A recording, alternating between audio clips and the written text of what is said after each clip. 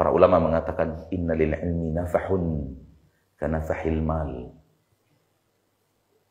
Kalau tidak hati-hati, ilmu itu punya hembusan kesombongan. Bagaikan hembusan kesombongan harta. Ilmu itu punya hembusan apa? Kesombongan. Bagaikan kesombongan harta. Harta itu yang paling jelas, paling kentara itu kesombongannya adalah harta. Namun ilmu juga punya seperti itu. Maka kita akan melihat orang-orang yang sombong dengan ilmunya. Na'udzubillah, thumma na'udzubillah, thumma na'udzubillah min dzalik. Jangan sombong dengan ilmu. Tak ada apapun. Apa yang perlu kita sombongkan? Kita kuasai seluruh ilmu yang diajarkan Allah dan Rasulnya, semuanya. Itu mustahil. Itu pun baru secuil, kata Allah. Wa ma utitum minal ilmi illa qalil. Hai orang-orang yang mengatakan dirinya telah berilmu. Hai orang-orang yang merasakan dirinya telah banyak ilmu. Hai orang-orang yang merasakan dirinya sangat banyak ilmunya. Menguasai ini, menguasai itu. Imam Ibn Qayyim Al-Jauziyah mengatakan, dalil-dalil di dalam Al-Quran dan Sunnah yang menyatakan bahwa Allah di atas, bukan bersama kita di mana-mana, itu lebih daripada 2000 dalil. Pertanyaan saya, wahai Anda yang mengatakan Anda berilmu, dari 2000 dalil, berapa ratus yang Anda kuasai? Berapa puluh dalil yang Anda kuasai untuk menyatakan Allah di atas? Imam Ibnul Qayyim mengatakan lebih dari 2000 dalil. Mana ilmu itu? Ana selalu mengatakan, orang-orang sekarang sombong dengan merasa dirinya telah berilmu. Kitab para ulama yang masih berbentuk tulisan tangan, belum berbentuk tulisan cetak, itu lebih banyak daripada yang sudah berbentuk tulisan cetak. Yang tulisan cetak dalam bahasa Arab lebih banyak daripada yang sudah diterjemahkan ke dalam bahasa Indonesia. Betul tidak? Yang bahasa Indonesia lebih banyak yang belum kita beli dibanding yang sudah kita beli. Yang sudah kita beli lebih banyak yang belum kita baca dibanding yang sudah kita baca. Yang sudah kita baca lebih banyak yang belum kita hafal dibanding kita hafal. Di mana ilmu itu? Di mana sombongnya?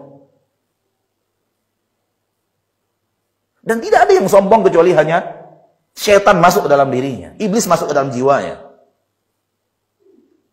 Dan mulai merusak dengan kesombongan itu. Hati-hati saudara. Karena nasihat untuk diri sana sendiri. Dan kita semua yang tak ada di antara kita yang berilmu sebenarnya. Ilmu itu begitu luas. Samudra tanpa batas. Kita hanya secuil kecil yang kita punya lalu kita sombong kepada manusia. La haula wala quwwata illa billahil aliyyil azim. Hati-hati. Inna lil ilmi nafahun kanafahil mal. Sesungguhnya ilmu punya hembusan kesombongan. Sebenarnya kuncinya ada pada satu titik. Manusia selalu sombong apabila melihat dirinya lebih dari orang lain. Kunci mati poin ini, antum selamat. Baik dalam ilmu ataupun dalam yang lainnya. Cobalah manusia. Hanya sendal saja lebih bagus dari sendal orang lain, dia mulai sombong dia. Cuma sendal aja Pak lebih bagus dari sendal orang lain, mulai ada kesombongan punya sendal saya. 15 juta. Sendal kamu berapa? 15.000. Dalam hati sebenarnya dia nggak ngomong, tapi begitu kawannya parkir dengan sendal 15.000 sengaja nih, 15 juta. Sombong, itu baru sendal sombong, Pak.